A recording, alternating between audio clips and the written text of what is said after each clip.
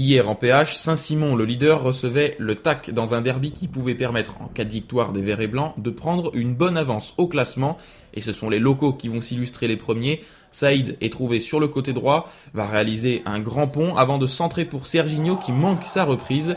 Déjà une alerte sur le but du TAC qui va finalement concéder l'ouverture du score au quart d'heure de jeu. Sur un coup franc de Malfleury, le milieu de terrain enroule pour un centre millimétré déposé sur la tête de son capitaine Saïd qui place un tir imparable. Ouverture du score méritée pour les joueurs de Patrice Azevedo. On va revoir au ralenti la belle tête de Saïd qui termine sa course dans le petit filet. 1-0 donc, les visiteurs vont tenter de réagir avec Hammerlane aux abords de la surface qui va décaler Boukabab mais sa frappe dévissée passe nettement à côté. On en reste là dans ce premier acte où le capitaine de l'Étoile de Saint-Simon a montré la voie à ses coéquipiers. Et ce sont bien eux qui vont continuer d'accélérer. Saïd une nouvelle fois effectue un centre, mais le ballon est mal dégagé par la défense, revient dans les pieds de Garcia de la Fuente qui frappe mais ça passe au-dessus. Nous sommes alors à l'heure de jeu quand sur un long ballon, la défense se troue et Serginho n'a plus qu'à récupérer le cuir, se présenter face à Lavat et marquer du droit. 2-0, le break est fait pour des locaux qui dominent ce match et qui vont continuer sur cette dynamique. Mais avant, le TAC a l'occasion de réduire l'écart avec un bon travail de Boukabab qui centre parfaitement pour Blücher, complètement esselé mais sa tentative de la tête passe à gauche des buts. Une opportunité qu'il va sans doute regretter puisque dans la foulée et encore sur un coup franc long, Serginho va intercepter le ballon des pieds de Deroux et la joue altruiste en glissant le cuir pour Dadour qui contrôle et marque.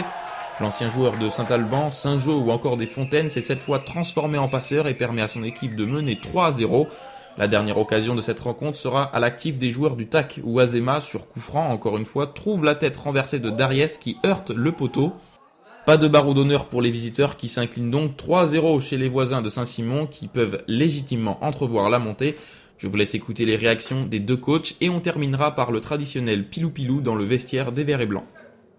Moi, ce que je retiens avant tout, c'est mes joueurs, c'est mon équipe. On est attendu tous les week-ends.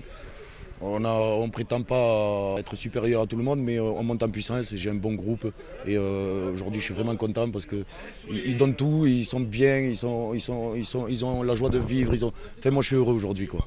Je suis heureux. Je pense qu'aujourd'hui, on ne peut plus se cacher. On prenait match par match.